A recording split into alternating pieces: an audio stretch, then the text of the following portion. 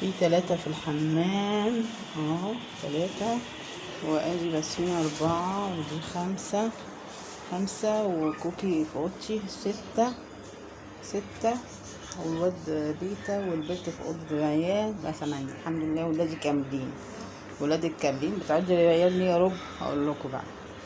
لان ساعات البلكونه بتبقى مفتوحه بيبقى فيه قطط فيها، والبت المدهوله صغيره بيلا طلعت اتهورت، راحت نطه من البلكونه، وقبل كده شحبر. فبقى عندي وسواس قهري ان انا كل ما افتح البلكونه اعدي القطط، لان ما بشوفهمش بيجوا من ورايا وينطوا من البلكونه. فانا صراحه تعبت نفسيا. يا كوكي الحمد لله جت. انا تعبت نفسيا بقى ان انا افتح البلكونه كل شويه، عشان مثلا بنشر غسيل بلم غسيل.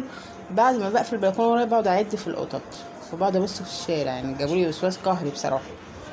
ما بعرفش اقفل الباب ورايا وانا داخله بالغسيل، فبيخشوا كده من ورايا اللي هي القطط اللي ما بتبانش، الواد شحبر الجزمه والبت بيلا. ايه بقى بينطوا في الشارع ونطت البيت. بس الحمد لله كرم ربنا ان انا لاحظت غيابها على طول.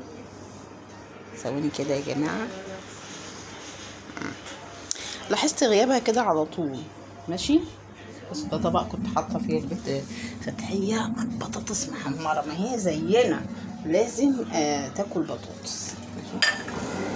شيل بقى، شيل يا رب، شيل يا رب. واقفين مستنيين ايه يا جماعه؟ يا جماعه انا مش من شويه اديتكم دراو؟ هاي كوكتي مش انا من شويه اديتك دراو يا كوكتي؟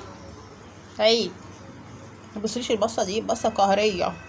وقولي لي روحي يا رب اعملي المواعين اللي وراك. عندي حبه مواعين ايه عجب، عندي شويه مواعين كده يردوا الروح. عايزه كده، ما اصدق كده ان انا امسك رجليا شويه واعمل